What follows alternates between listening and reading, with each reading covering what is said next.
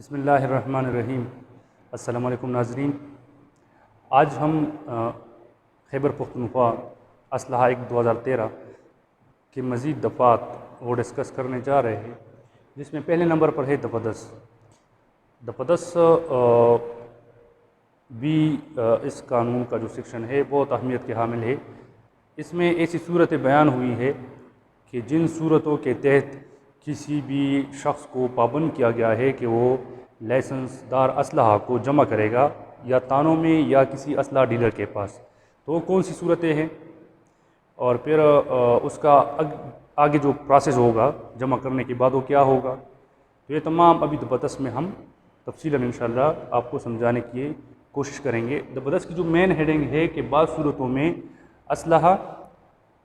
تانوں یا اسلحہ ڈیلروں کے پاس جمع کرنا، ٹھیک ہے۔ پہلے ضمن میں صورتیں ہیں، 3 صورتیں ہیں کہ اگر ان 3 صورتوں میں کوئی شخص آ جاتا ہے تو اس کو چاہیے کہ اپنا لائسنس دار اسلحہ وہ کسی بھی تانے میں جمع کرے یا کسی بھی اسلحہ ڈیلر کے پاس جمع کرے۔ پہلی صورت ہے کہ اگر اسلحہ ہولڈر شخص فوت ہو جاتا ہے تو اسی صورت میں اس کے ورثاء کو چاہیے کہ وہ اس کے اسلحہ کو تانے میں یا اسلحہ ڈیلر کے پاس جمع کریں، ٹھیک ہے۔ دوسری صورت ہے کہ اگر اس کا لائسنس منسوخ ہو جائے، ٹھیک ہے، ابھی منسوخ کسی جرم میں ہو گیا ہو، کسی اور صورت میں ہو گیا ہو، تو ایسی صورت میں بھی اس کو چاہیے کہ وہ اپنا جو لائسنس دار اسلحہ ہے وہ تانے میں یا اسلحہ ڈیلر کے پاس جمع کرے۔ اور تیسری صورت ہے کہ اگر اس کی لائسنس کی میعاد ختم ہو چکی ہو، جو رینیول کی ڈیٹ ہے وہ گزر چکی ہو، تو ایسی صورت میں بھی اس کو چاہیے کہ اپنا لائسنس دار اسلحہ وہ تانے میں یا اسلحہ ڈیلر کے پاس جمع کرے۔ تو یہ 3 صورتیں ہیں۔ فوت کی صورت میں وارثان کو چاہیے کہ جمع کرے، لائسنس کے منسوخ ہونے کی صورت میں یا لائسنس کی میعاد کی ختم ہونے کی صورت میں اس لائسنس ہولڈر شخص کو خود چاہیے کہ وہ اپنا اسلحہ وہ جمع کرے۔ لیکن یہاں پر ایک بات ہے، ایک شرط ہے کہ اگر لائسنس ہولڈر نے بذریعہ ڈاک وہ رینیول کے لیے درخواست دی ہے، تو آپ کو پتہ ہے ڈاک کا پروسیس تو سلو ہے، تو اس صورت میں پھر 1 ماہ کے لیے وہ مزید اس کو ٹائم دیا گیا ہے کہ مطلب ایکسپائرڈ ہونے کے بعد 1 ماہ تک وہ اپنے پاس وہ اسلحہ رکھ سکتا ہے۔ 1 ماہ کے بعد پھر اگر اس کی رینیول نہیں ہوتی تو پھر وہ جمع کرے گا۔ ڈاک کی صورت میں یہ اس کو کنسیشن دی گئی ہے۔ اچھا، اس کے بعد ضمن نمبر 2 میں ہے کہ وہ کون سے امور ہوں گے کہ جمع کرنے کے بعد پھر اس کے وارثان کو یا جو مستحق ہے اس کو اس کے ساتھ کیا کارروائی ہوگی۔ ابھی جمع کر لیا ہے تو اس کے بعد پھر کیا پروسیس ہوگا، تو پروسیس اس کا یہ ہوگا کہ اس کے لیے پھر 2 صورتیں ہیں، یا تو جو اسلحہ ہولڈر ہے وہ مطلب اب منسوخ ہو چکا ہے تو وہ کوشش کر کے بحال کرے، میعاد ختم ہو چکی ہے تو وہ کوشش کرے گا کہ اس کا جو جرمانہ وغیرہ ہے وہ ادا کر کے اس کو دوبارہ سے حاصل کرے گا، اس کو واپس دیا جائے گا۔ فوت ہو چکا ہے کوئی بندہ تو اس کے وارثان اگر اس کو اپنے نام پر ٹرانسفر کرنا چاہتے ہیں تو اسی صورت میں بھی اس کو واپس دیا جائے گا۔ یا دوسری صورت یہ ہے کہ اگر وہ اس کو اپنے نام پر نہیں کرنا چاہتے، وہ اس کے پیسے چاہتے ہیں، تو اس کو پھر نیلام کیا جائے گا اس اسلحے کو، اور نیلامگی سے جو پیسے ملیں گے، جو رقم ملے گی وہ ان کو حوالہ کی جائے گی۔ تو جمع کرنے کے بعد پھر یہ 2 صورتیں ہیں کہ اس کو یا تو وہ اپنے نام پر کر کے اس کو حوالہ کر دیا جائے گا یا پھر اس کو اس کی رقم دی جائے گی۔ لیکن یہاں پر ایک بات ہے دفعہ 24 کی کہ دفعہ 24 کے تحت جو اسلحہ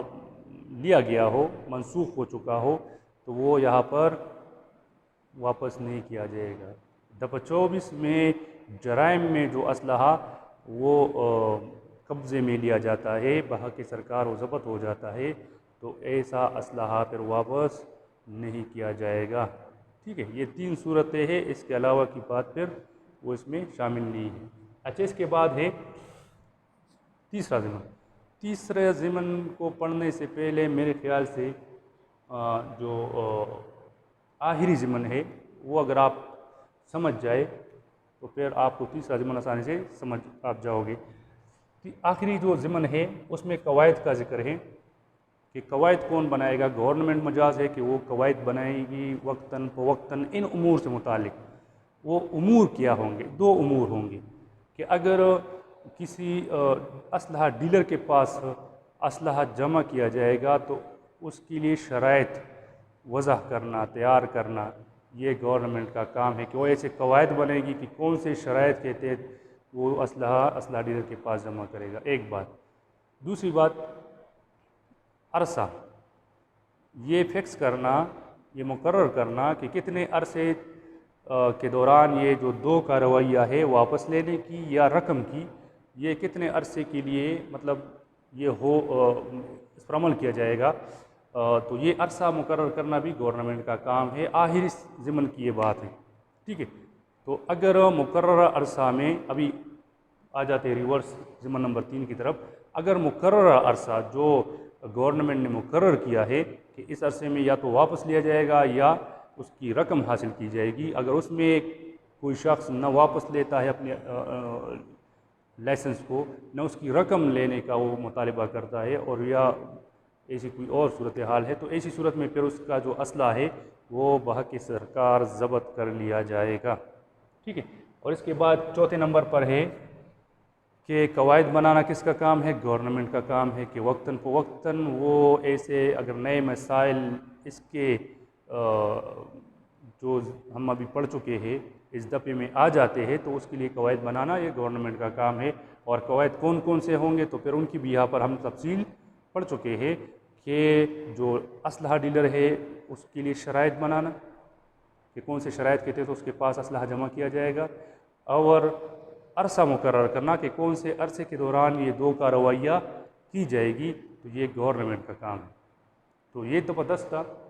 جس میں 3 صورتیں بیان ہوئی ہے۔ فوتگی کی صورت میں وہ انسان کو چاہیے کہ جمع کرے اسلحہ، اس کا اسلحہ ڈیلر یا تانوں میں قریبی جو تانا ہے۔ منسوخی کی صورت میں اگر لائسنس منسوخ ہو جاتا ہے یا لائسنس کی میعاد ختم ہو جاتی ہے تو اسلحہ ڈیلر کو چاہیے کہ اپنا لائسنس دار اسلحہ وہ جمع کرے۔ اس کے بعد دفعہ 11 کی طرف آتے ہیں کہ لائسنس کے قواعد بنانے کا اختیار کس کے پاس ہے۔ یہ تو صرف ان 2 چیزوں میں قواعد کا اختیار تھا، یہ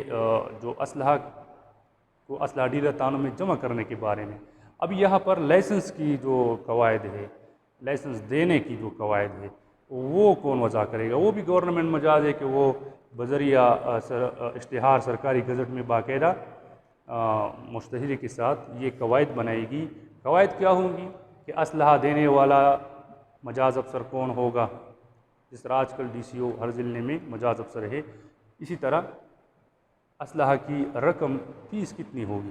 اور فیس کو کس طریقے سے جمع کیا جائے گا، اسٹامپ پیپر کے ذریعے اس کی طریقہ کار ہوگی یا کوئی اور طریقہ کار ہوگا، تو یہ وضع کرنا گورنمنٹ کا کام ہے۔ اچھا، اس کے بعد مقررہ مدت مقرر کرنا کہ اسلحہ کی رینیول کتنے سال بعد ہوگی، جیسے 3 سال کے لیے پہلے رینیول کی جاتی تھی، ابھی 1 سال کے لیے رینیول کی جاتی ہے، تو یہ قواعد بنانا حکومت کا کام ہے، گورنمنٹ کا کام ہے کہ وہ اس طرح اس میں وقتاً فوقتاً نئے وہ بنا سکتی ہے۔ اچھا، فیس کتنی ہوگی، ٹھیک ہے، اور کون سے طریقہ کار کے مطابق ہوگی، جس طرح بھی میں نے ذکر کیا۔ ریکارڈ رکھنے کے بارے میں جو اسلحہ ہولڈر ہے، جو اسلحہ ڈیلر ہے اور اسلحہ کے بنیاد پر وہ اسلحہ لے کر آ رہے ہیں، اس کی خرید و فروخت کر رہے ہیں، تو ایسی صورت میں اس کے لیے شرائط یہ مقرر کرنا کہ وہ اپنا ریکارڈ کمپلیٹ رکھے گا، اپنے ریکارڈ کو مینٹین رکھے گا، اور ایسے افسر کو جس کو گورنمنٹ نے اختیار دیا ہو، ایسے پولیس افسر کو، اس کو اگر وہ چاہے تو اس کو دکھائے گا، اس کو پیش کرے گا، ٹھیک ہے۔ تو پولیس افسر کسی بھی اسلحہ ڈیلر کا ریکارڈ وہ چیک کر سکتا ہے، ٹھیک ہے، یہ قواعد کی بات ہو رہی ہے۔ اس کے بعد ہے کہ ایسے پولیس افسر کو اختیار حاصل ہے جو جس کو گورنمنٹ نے اختیار دیا ہو، تو وہ اگر کسی جگہ پر اس کو شک ہے کہ دپچار کے تحت کسی مقام میں اسلحہ گولی بارود رکھا گیا ہے، تو ایسی صورت میں وہ پھر اس جگہ میں داخل ہو سکتا ہے، اس جگہ کا معائنہ کر سکتا ہے، اگر وہاں پر کوئی چیز مل جاتی ہے تو اس کی تلاشی وغیرہ اور اس کو قبضے میں لینے کا اس کے پاس پھر اختیار ہے۔ دفعہ 4 ہم پہلے ویڈیو میں پڑھ چکے ہیں کہ بغیر لائسنس کے اسلحہ کی کوئی بھی شخص تیاری نہیں کرے گا، اس کی مرمت نہیں کرے گا، فروخت کے لیے پیش نہیں کرے گا اور اپنے پاس نہیں رکھے گا۔ ٹھیک ہے، تو یہی دفعہ 4 کہ اگر کوئی جگہ پر اس کو شک ہو جاتا ہے پولیس افسر کو جس کو گورنمنٹ نے اختیار دیا ہو کہ اس نے اس قانون کی خلاف ورزی کی ہے دفعہ 4 کی، تو اس جگہ میں داخل ہو کر اس کو معائنہ کر سکتا ہے۔ اس کے بعد یہ قواعد بھی گورنمنٹ بنائے گی کہ اسلحہ ڈیلر اسٹاک رجسٹر جو ان کا ہوتا ہے جس میں وہ انٹری کرتے ہیں کہ اتنا وہ اسٹاک لے کر آئے ہیں، اتنا اسٹاک خارج ہو چکا ہے، مثال کے طور پر SMG کے اتنے رونز وہ لا چکا ہے جس کی لائسنس میں وضاحت کی ہوئی ہوتی ہے کہ اس کے پاس اتنا SMG ایمونیشن ہونا چاہیے، اس سے زیادہ نہیں ہونا چاہیے۔ تو وہ رجسٹرز جو اسٹاک رجسٹر ہے اسلحہ ڈیلر کا، وہ بھی یہ قواعد گورنمنٹ بنا سکتی ہے کہ وہ بھی پولیس افسر کو دکھا سکتا ہے، اسے مجاز افسر کو جس کو گورنمنٹ نے اختیار دیا۔ ٹھیک ہے، اور آخری ضمن ہے کہ یہ قواعد بنانا کہ اسلحہ ڈیلر کو اس بات کا پابند کرنا کہ وہ اپنا ریکارڈ جو ساری ان کا جو لائسنس ہے جس کے تحت وہ اسلحہ لے کر لاتا ہے، ایمونیشن لے کر لاتا ہے، تو یہ پولیس افسر کو پیش کرنا۔ ٹھیک ہے، اور اس کا حساب کتاب جو میں نے ابھی پہلے آپ کو بتایا اسٹاک رجسٹر کے ساتھ اس کو ٹیلی کر کے یہ دیکھنا کہ آیا اس کے اسٹاک رجسٹر میں کوئی گڑبڑ تو نہیں ہے، تو یہ اس کو پابند کرنے کے قواعد بنانا یہ بھی گورنمنٹ کے کام ہے۔ تو دفعہ 10 میں صورت بیان ہوئی ہے کہ ان صورتوں میں اگر کوئی شخص آ جاتا ہے تو وہ اپنا لائسنس دار اسلحہ ڈیلر یا تانوں میں اسے چوک کے ساتھ جمع کریں گے، اور 11 میں قواعد کا ذکر ہے کہ لائسنس کے لیے قواعد کون بنائے گا اور قواعد کیا کیا ہوں گے۔ اچھا، اب آگے ذرا پروسیڈ کرتے ہیں۔ دفعہ 13 اس کے بعد ہے، اس کے بعد دفعہ 12 بھی ہے جس میں سمپل سی بات ہے کہ گورنمنٹ کون سے اسلحہ کو ممنوع قرار دیتی ہے یا غیر ممنوع قرار دیتی ہے، یا بور فکس کرنا کہ کون سا اسلحہ کون سا بور کا اسلحہ وہ ممنوع ہوگا یا کون سے بور کا اسلحہ وہ غیر ممنوع ہوگا،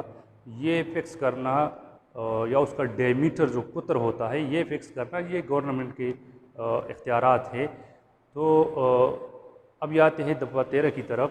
دفعہ 13 میں ہے کہ ایسے مقامات یا ایسے اوقات یا ایسے موقعوں پر 3 باتیں ہیں۔ مقامات کا بھی ذکر ہے کہ کون کون سے مقامات میں اسلحہ لے کر جانا، لے کر چلنا، اس کی نمائش کرنا، ٹھیک ہے، یہ اپنا لائسنس دار اسلحہ رکھنا کون سے مقامات میں منع ہے، کون سے موقعوں پر منع ہے، ٹھیک ہے، اور کون سے اوقات میں لے کر چلنا، اپنے پاس رکھنا، اس کی نمائش کرنا وہ منع ہے۔ دفعہ 13 میں ان کی تفصیل ہے، تو ان کی تفصیل کچھ یوں ہے کہ تعلیمی اداروں میں، ہاسٹلوں میں، بورڈنگ ہاؤسز، اس کے اندر اور تعلیمی ادارے کے جتنا بھی احاطہ ہے ایریا ہے اس میں اسلحہ لے کر چلنا، اپنے پاس رکھنا اور اس کی نمائش کرنا یہ ممنوع ہے۔ ٹھیک ہے، اس کے بعد ہے میلوں میں، جتنے بھی میلے منعقد ہوتے ہیں، ٹھیک ہے، اجتماعات میں یا سیاسی مذہبی جو پروگرام ہوتے ہیں، رسومات ہوتی ہے اس میں، یا پھر قورانہ قسم کی جو جلسے جلوس ہوتے ہیں اس میں، عدالتوں میں یا سرکاری دفاتر میں، ان میں اسلحہ لے کر چلنا، اپنے پاس رکھنا اور ان کی نمائش کرنا ممنوع ہے۔ ٹھیک ہے،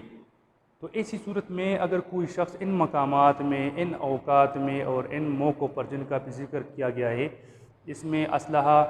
اپنے پاس رکھتے ہیں، لے کر جاتے ہیں یا نمائش کرتے ہیں، تو مجسٹریٹ کو بھی اختیار حاصل ہے، پولیس افسر کو بھی اختیار حاصل ہے کہ وہ ایسے اشخاص کو غیر مسلح کر سکتے ہیں، ٹھیک ہے، ان سے اسلحہ لے سکتے ہیں، غیر مسلح کر سکتے ہیں۔ یہ دفعہ 13 میں مقامات کا ذکر ہے کہ ان مقامات میں کوئی بھی شخص اسلحے کے ساتھ انٹر نہیں ہو، ٹھیک ہے، تعلیمی ادارے، ان کے احاطہ جات، جتنے بھی ہاسٹل ہے، بورڈنگ ہاؤسز ہے، ٹھیک ہے، میلوں میں، مذہبی سیاسی جتنے بھی اجتماعات ہیں، رسومات ہیں، ان میں، یا جو پرقرارہ نوعیت کے پروگرام ہوتے ہیں، جلسے جلوس ہوتے ہیں، عدالتیں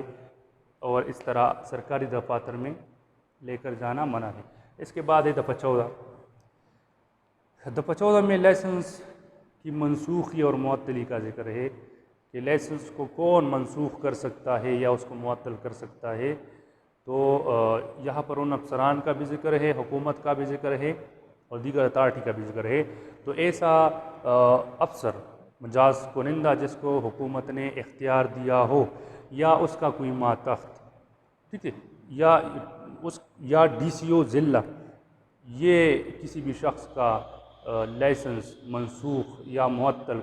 کرنے کا اختیار رکھتے ہیں، کر سکتے ہیں، لیکن وجوہات قلم بند کرے گے کہ کن وجوہات کی بنا پر میں نے اسلحہ منسوخ کیا، لائسنس منسوخ کیا یا معطل کیا، ٹھیک ہے۔ دوسرے ضمن میں مجسٹریٹ کے اختیارات ہیں، اور پھر اس میں حکومت کا بھی ذکر ہے کہ مجسٹریٹ بھی کسی ایسے شخص کا لائسنس منسوخ یا معطل کر سکتا ہے جو اس قانون کے کسی دفعہ کی خلاف ورزی کرے یا کسی رولز کی خلاف ورزی کرے، کسی قاعدہ کی خلاف ورزی کرے جو گورنمنٹ نے بنایا ہے، تو ایسے شخص کا لائسنس منسوخ یا معطل کر سکتا ہے مجسٹریٹ۔ دوسرے نمبر پر ہے اس میں جو دوسری بات ہے حکومت کی، کہ حکومت بھی مجاز ہے کہ بذریعہ نوٹیفیکیشن وہ یہ حکم صادر کر سکتی ہے کہ پورے صوبے میں، پورے ملک میں تمام اسلحہ کے لائسنس کو یا کسی خاص ویپن کے اسلحہ کے لائسنس کو وہ منسوخ کر سکتے ہیں، معطل کر سکتے ہیں۔ 2018 میں اسلام آباد میں پولیس یہ اسلحہ آرڈیننس ساری 1965 کے تحت انہوں نے کیا تھا، وہاں پر اسلام آباد میں وفاقی گورنمنٹ نے یہ حکم جاری کیا تھا کہ جتنی بھی SMG ہے، کلاشنکوف ہے، تو وہ یا تو سیمی جو آٹومیٹک ہے بور اس میں ٹرانسفر کیے جائے، منتقل کیے جائے، یعنی پلی آٹومیٹک سے چینج کر کے سیمی آٹومیٹک میں، کیونکہ ان حالات میں ان دنوں میں یہ ٹارگیٹ کلنگ بہت زیادہ تھی، اسی وجہ سے SMG کو پلی آٹومیٹک سے سیمی آٹومیٹک میں یا ٹرانسفر کرے، کنورٹ کرے، یا اپنا لائسنس دار جو اس کا کسی بھی شخص کا SMG ہے تو 80,000 روپے کے عوض وہ گورنمنٹ کو فروخت کرے۔ تو یہ اشتہار باقاعدہ دیا گیا تھا، جس کی باقاعدہ اخبار میں بھی اشتہار آیا تھا، پھر اس کے بعد کچھ عرصہ بعد وہ آرڈر منسوخ ہو چکا تھا۔ تو یہ گورنمنٹ کا اختیار ہے کہ ایسے حالات واقعات کے مطابق کسی بھی اسلحہ کے لائسنس کو منسوخ یا معطل کر سکتے ہیں پورے ملک میں یا صوبے کے اندر کسی بھی جگہ پر۔ اچھا، اس کے بعد